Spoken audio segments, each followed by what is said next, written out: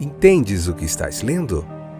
O podcast que te leva através das páginas da Bíblia, livro por livro, capítulo por capítulo.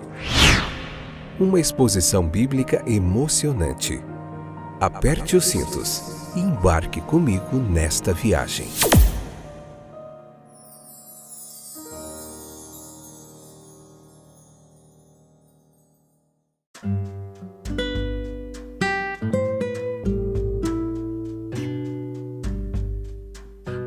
Olá, eu sou o Fábio e esse é mais um fantástico episódio do nosso podcast Entendes o que estás lendo? Um momento de reflexão bíblica, de aprendizado.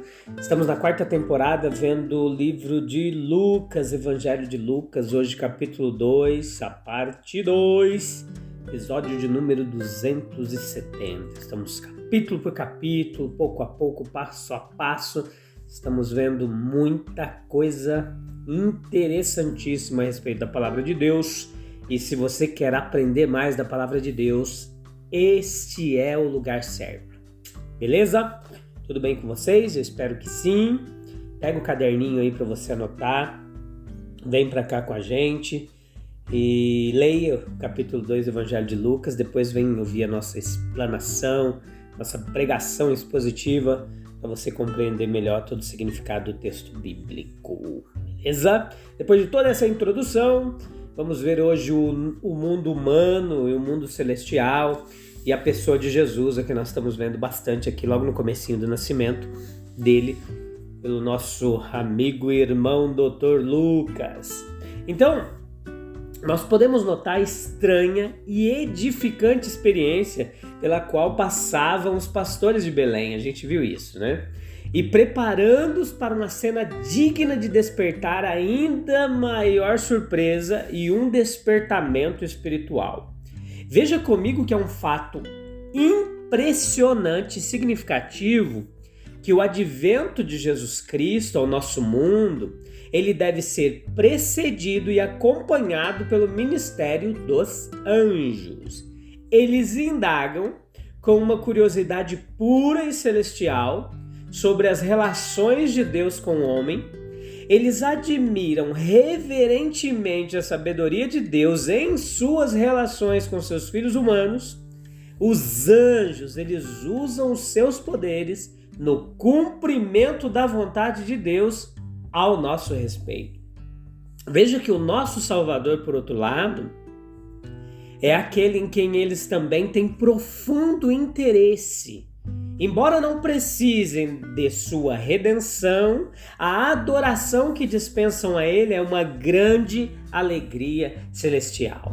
Jesus Cristo, ele veio em humildade e perfeita humilhação para o mundo no qual ele adentrou, para que o mundo pudesse ser redimido e restaurado por meio dele. A suprema grandeza da graça divina, ela recebeu sua mais maravilhosa ilustração, e mesmo os registros do reino de Deus não continham nenhum evento ilustrativo de uma piedade mais magnânima e um amor mais sacrificial do que essa expressão de boa vontade para com os homens. Note comigo que o fundamento foi o fundamento sobre o qual um reino divino de verdade e justiça foi estabelecido e deveria ser criado. Sobre a rocha da encarnação divina repousa todo o grande edifício da restauração da raça humana ao amor e a semelhança de Deus. Então, de fato, quando Jesus nasceu em Belém, a glória de Deus foi celebrada mais apropriadamente, pois então a glória de sua graça se manifestou e foi assegurada a glória que deveria ser prestada a ele por nossa humanidade. Perceba que a vinda de Cristo ao nosso mundo, ela representou também a entrada da sua paz. Nós vemos a expressão paz na terra. Demorou muito para que a obra de Jesus Cristo produzisse esse resultado. E assim como as coisas são hoje, se olharmos longa e profundamente o suficiente, veremos que o Evangelho de Jesus Cristo tem sido e é oferecido a cada coração humano, dispensando uma paz que é incomensuravelmente profunda e inestimavelmente preciosa. O ensino e o Espírito de Jesus Cristo são perfeitamente adequados para inspirar paz e amor. Maria, ela guardava todas essas coisas que ela tinha ouvido. Ela entesourou-as na câmara secreta de sua mente e em seu coração. Muito ela deve ter se perguntado o que tudo isso poderia significar. Sem dúvida alguma, a esperança que havia nela purificou seu coração, como uma esperança tão sagrada poderia fazer, e fez de sua vida uma vida de reverência e oração. Foi bom para ela pensar muito no propósito que Deus estava prestes a realizar por meio de sua instrumentalidade. Ela seria mais adequada para ser aquela santa maternidade pela qual ela deveria ser tão altamente honrada e pela qual ela deveria prestar um serviço tão inestimável à sua nação e à sua raça. O fato de que ela guardou e deteve esses mistérios solenes e sagrados, eles podem nos lembrar muitas coisas. Uma delas é que as coisas que mais valem guardar não é dinheiro, que pode ser guardado no banco, nem joias que podem ser guardadas nos armários. Há também convites divinos para voltarmos ao nosso afastamento, aproximar-se do seu trono, aceitar a sua misericórdia, caminhar ao seu lado e sentar-se à sua mesa. Há exortações divinas ao dever, ao serviço e ao auto-sacrifício. E há promessas divinas de provisão e proteção e inspiração aqui, de bem-aventurança e ampliação no futuro. Existe uma teoria filosófica plausível de que um pensamento, uma vez recebido na mente, nunca será totalmente perdido. Uma vez lá, permanece lá, embora possa estar em segundo plano, despercebido. Mas por uma questão de vida prática, nós sabemos muito bem, tanto por testemunho quanto por experiência, que os melhores e mais elevados pensamentos podem escapar de nossa visão. Eles podem ser facilmente perdidos de vista e desconsiderados. Prestamos atenção, prestamos a nós mesmos o mais verdadeiro serviço, quando refletindo sobre eles, nós mantemos sãos e íntegros em nossos corações os grandes pensamentos de Deus. O poder da meditação contínua é uma das faculdades de nossa natureza humana. Mas a pressa e a tensão da vida moderna, elas constituem uma poderosa tentação para deixar essa faculdade enferrujar e cair em desuso. Mas se nós amarmos verdadeiramente, sabiamente, resistiremos e venceremos a tentação de deixar de meditar e aplicar a nossa mente nas coisas de Deus. Veja no versículo 21 e 40 desse capítulo 2 de Lucas a circuncisão e a apresentação de Jesus. Veja que nós passamos agora do sermão do anjo, da verificação fiel dos pastores, para os próximos eventos notáveis na grande vida que incorpora o Evangelho para a humanidade. E aqui nesse capítulo 2 nós temos a circuncisão, no versículo 21, e essa foi a admissão de Jesus quando tinha apenas 8 dias de idade, digamos assim, na igreja do Antigo Testamento, ali onde era o templo judaico. Um processo doloroso e sangrento, e como tal foi o início daquela vida de sofrimento na qual o Filho de Deus decidiu entrar para salvar os homens. E o fato notável foi que ele recebeu o nome de Jesus, indicando que ele seria o Salvador da humanidade. Na aliança judaica, consequentemente, ele entrou por meio dessa circuncisão. E alguém destinado como seu homônimo Josué, né, que tem os mesmos significados de Salvador, levar o povo do Senhor da escravidão para a liberdade gloriosa. Essa foi uma identificação prática dele com o povo de Deus, antes que ele pudesse, pelo menos humanamente falando, decidir por si mesmo. Nos versículos 22 e 24, nós vemos a apresentação dele no templo. A circuncisão, ela constituiu Jesus um membro da antiga aliança, mas sua apresentação no templo foi a sua dedicação formal ao serviço do Senhor. A mãe foi instruída, ao fim de 40 dias, a partir do nascimento da criança, a comparecer perante o Senhor com duas ofertas. Uma para a oferta pelo pecado e outra oferta para o holocausto. No caso de Maria, por causa de sua pobreza, as ofertas constituíam em 2 pombas ou 2 pombinhos. E nos versículos 25 e 35 nós vemos o fantástico testemunho de Simeão. Enquanto Jesus estava sendo apresentado, um idoso chamado Simeão, ele entra no templo, impelido pelo Espírito.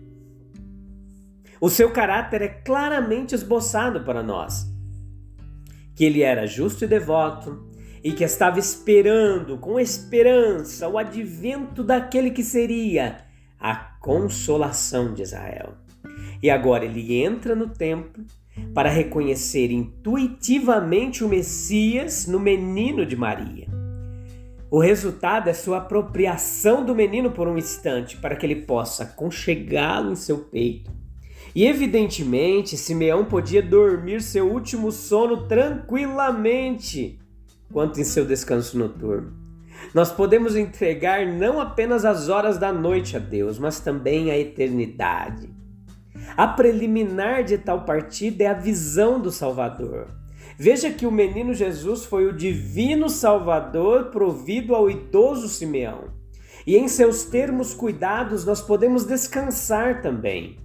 A alegria peculiar da salvação é que ela se destina a todas as pessoas, tanto gentios quanto judeus.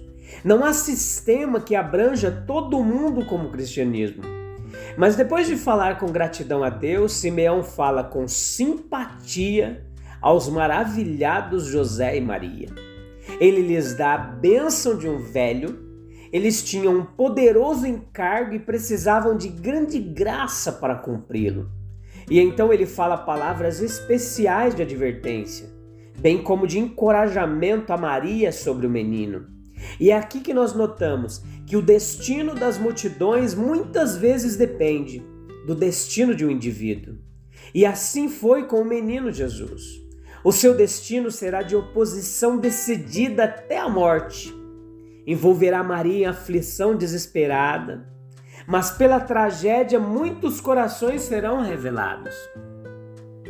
A crucificação de Jesus é o toque pelo qual a nossa condição espiritual pode ser melhor determinada, conforme nós somos apegados ou afastados por um Salvador crucificado. Isso irá definir o nosso estado espiritual ou carnal. Nos versículos 36 a 38 é nos apresentado o testemunho também de Ana. Ela era outra pessoa que esperava pelo advento do Messias, uma viúva idosa. Ela parece nunca ter deixado o templo e ter se aproximado o mais próximo possível do ideal de um serviço incessante, como alguém nessa vida poderia. Ela também deu graças a Deus quando, com olhos ansiosos, ela olhou para o seu Redentor na pessoa do Santo Menino. E para todos que, como ela, estavam procurando redenção, ela falou de Jesus como Redentor prometido e agora dado. Não há o mesmo tom melancólico em Ana e em Simeão. Ela fala sobre a redenção e vai esperar por ela. Enquanto Simeão, ele parece inclinado a alcançá-la o mais rápido possível pela morte. Nos versículos 39 e 40, é nos apresentado esse desenvolvimento inicial de Jesus pelo nosso irmão e amigo Lucas, Dr. Lucas. A esfera era Nazaré, não um lugar que a sabedoria humana teria escolhido para um desenvolvimento sagrado. Uma vida sem pecado foi o maior de todos os milagres, e aqui nos é dito sobre o desenvolvimento na força física, que a criança cresceu. Se o Salvador nunca tivesse sido criança, não teria despertado tanta simpatia no mundo. As crianças se deliciam com o pensamento daquele que uma vez, como elas, foi uma criancinha. E o seu desenvolvimento se deu em espírito e em sabedoria, ou seja, a sua vontade cresceu em força enquanto sua alma cresceu em discernimento. Quando menino, não lhe faltou caráter e a sua percepção foi notável. Ele se tornou, consequentemente, o objeto da graça divina. Esse favor do Pai era seu por direito. Ele ganhou seu caminho para isso, e isso não poderia ter sido negado a ele com justiça. A raça humana não estava mais aos olhos do Pai totalmente depravada. Uma característica redentora, ela apareceu na pessoa do santo menino Jesus em Nazaré. A atitude de Deus para com o mundo foi assim alterada, e com razão. Há pessoas que dão um tom de atração sagrada, à esfera em que vive.